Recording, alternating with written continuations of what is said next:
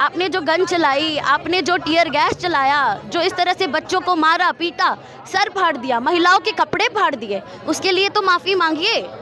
इस सरकार का जो घमंड था कि हमारे सरकार में कोई भी मंत्री इस्तीफा नहीं देता, उस घमंड को तो हमने तोड़ ही दिया है। और आगे भी इसी तरह से हर एक जो करप्ट मंत्री बैठा हुआ है उसके खिलाफ हम लड़ते रहेंगे। पेपर लीक रोक न सके जो सरकार निकम्मी है, पेपर लीक रोक न सके जो सरकार निकम्मी है, जो सरकार निकम्मी है वो सरकार बदलनी है, जो सरकार निकम्मी है वो सरकार बदलनी है। नमस्कार दोस्तों, बहुजन फ्रंटलाइन देख रहे हैं आप और मैं सुशील कुमार। दोस्तों, इस वक्त मैं दिल्ली यूनिवर्सिटी की आर्ट फैकल्टी के गेट पर हूं और यहां पर जो आप देख रहे हैं मेरे पीछे तमाम स्टूडेंट्स, तमाम छात्र एक्टिविस्ट प्रोटेस्ट कर रहे हैं। दरअसल जिस तरह से दिल्ली के जंतर मंतर पर हमने देखा कि एक लंबा आंदोलन चला छात्रों का और उसके बाद शिक्षा मंत्री धर्मेंद्र प्रधान का इस्तीफ़ा भी हुआ, लेकिन 20 जुलाई को जो पूरा घटनाक्रम हुआ, जिस तरह से लाठीचार्ज की गई, छात्रों पर पैलेट गन चलाए गए, उन सारी चीज़ों को लेकर अभी भी छात्रों के बीच एक आक्रोश बना हुआ है। आज यहाँ दिल्ली यूनिवर्सिटी पर आइसा जो स्टूडेंट विंग है उसके द्वारा तमाम छात्र और तमाम एक्टिविस्ट लोग जो है वो इकट्ठा हुए हैं और वो विरोध प्रदर्शन कर रहे हैं। ख़ास तौर से एनटीए को भंग करने की मांग की जा रही है, न्यू एजुकेशन पॉलिसी जो है उसमें बदलाव की मांग की जा रही है और जिस तरह से छात्रों पर जो लाठीचार्ज किए गए थे उनको लेकर भी जो है एक आक्रोश है। तो आप यहाँ पर जो है नारेबाजी हो रही है आइसा जो छात्र संगठन है उसके द्वारा।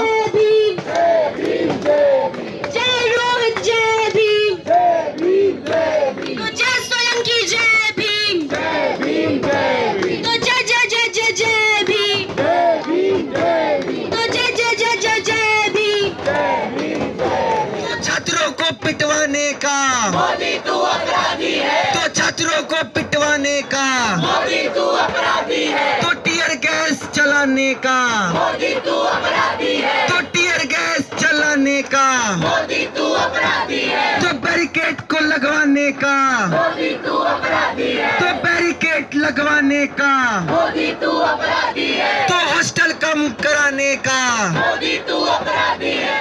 बेसिकली मेरा नाम परिधि है, मैं दिल्ली विश्वविद्यालय से ही अपना बैचलर्स परसू कर रही हूँ और आज ये एक जो जीत हमें मिली है, इतना बड़ा मूवमेंट हुआ, वो इतना सक्सेसफुल रहा। बहुत जगह से लोग जुड़े, बहुत भीड़ हुई और बहुत कुछ सहा भी उन लोगों ने, मार हो, टीयर गैस हो, बट उन सबको झेलते हुए जो धर्मेंद्र प्रधान का इस्तीफ़ा हमें मिला और ये जीत सेलिब्रेट करने के लिए आज हम लोग आए हैं। और कहीं ना कहीं ये सरकार को ये दिखाने का तरीका भी है कि हम आगे भी लड़ेंगे अपने हक के लिए और कुछ भी गलत होगा तो उसके लिए ज़रूर से ज़रूर आवाज़ उठाएंगे। शिक्षा मंत्री का जो इस्तीफा था वो सिर्फ एक पहला पड़ाव था, वो पूरा जो हमारा आंदोलन था वहाँ तक सीमित नहीं था। आंदोलन वहाँ से शुरू हुआ है और ये इस्तीफों का सिलसिला चलता रहेगा जब तक हर तरह से अकाउंटेबिलिटी, जवाबदेही हमें नहीं मिल जाती है। हम शाह के भी इस्तीफे की मांग करेंगे, मोदी के भी इस्तीफे की मांग करेंगे, क्योंकि जब इतना बड़ा फेलियर होता है सिस्टम का, 20 जुलाई को जब इनोसेंट प्रोटेस्टर्स जमा होते हैं संसद तक मार्च करने के लिए, तो उन पे लाठियां चलाई जाती है, उन पे टीयर गैस चलाया जाता है, बर्बरता की जाती है महिलाओं पर, बच्चों पर, निहत्थे जो पीसफुल प्रोटेस्टर्स हैं। तो हम बिल्कुल मांग करेंगे कि हर कोई वो मंत्री, जो करप्ट मंत्री बैठा हुआ है, जो सत्ता के लोग हैं, जो हमें कभी भी अकाउंटेबिलिटी नहीं दे सकते, वो इस्तीफा दे। और जहाँ तक बात रही ये फ्रेंड्स और जेंजी से दोस्ती करने की, हमें आपसे दोस्ती करने में कोई इंटरेस्ट नहीं है। हम जो मांग रहे हैं, अच्छी शिक्षा, रोजगार, बस वो दे दीजिए, अकाउंटेबिलिटी दे दीजिए, एक प्रेस कॉन्फ्रेंस पर बैठ जाइए, जवाब दे दीजिए, हम उसी में खुश रहेंगे।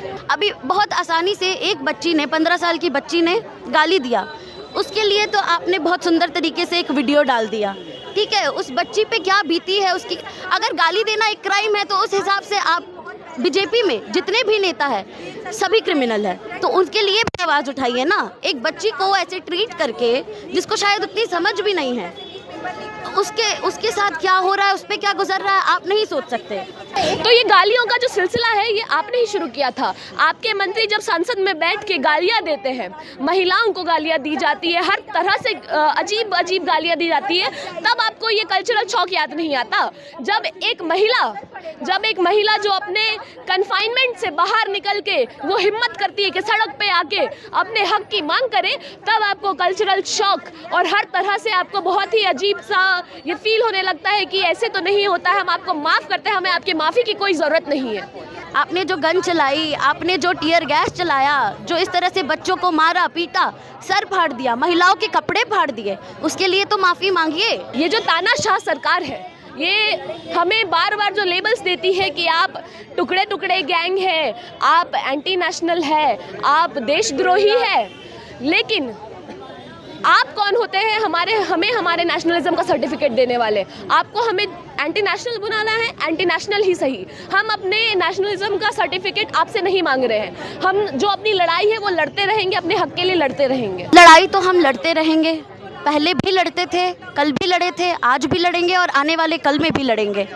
तो जवाबदेही अब आज ये मतलब जो जनता जो इतनी उठ के आई है, ये यूथ जो है, ये जो जेनजी है, इसके अंदर एक है पूछने का, मतलब एक जो कॉन्फिडेंस है, हम लोग जवाब चाहते हैं, लड़ेंगे। एक कुछ ये नहीं है कि माँ बाप जो कह रहे हैं वही सही है, या दादा दादी जो कह रहे हैं, या घर में एक बना पड़ा है अगर कि हाँ सब बीजेपी सपोर्टर हैं तो हम भी बीजेपी सपोर्टर रहेंगे, ऐसा कुछ नहीं है। सोचने समझने की शक्ति होती है, खुद से सोचे, देखे, एक्सपीरियंस करे।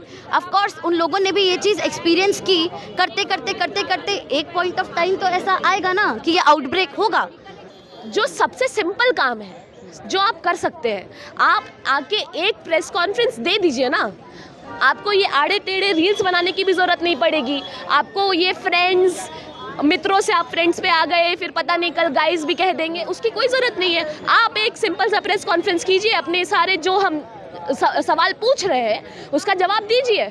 झारखंड में भी प्रोटेस्ट हो रहा है अभी, बिल्कुल, और यहाँ भी प्रोटेस्ट हो रहा है, ठीक है। तो आप और मैं खुद झारखंड से हूँ और मैं वहाँ होती तो उस प्रोटेस्ट का ज़रूर से ज़रूर पार्ट भी होती। तो ऑनलाइन फॉर्म के थ्रू तो हो ही रही हूँ, बट आप ये भी देखिए किस तरह का कवरेज दे रही है गोदी मीडिया वहाँ के। अब अभी देखिए वहाँ के प्रोटेस्ट को कैसा दिखा रही है और यहाँ के प्रोटेस्ट को उन्होंने कैसे शो किया। यहाँ आप दिखा रहे हैं कि जेनजी सीरियस नहीं है, यूथ ऐसा है, तो वहाँ भी तो जेनजी ही है, यूथ ही है, सारे लोग हैं ना। तो आप ये सवाल कैसे उठा, ये कैसा डिवीज़न है? ये डिवीज़न नहीं होना चाहिए।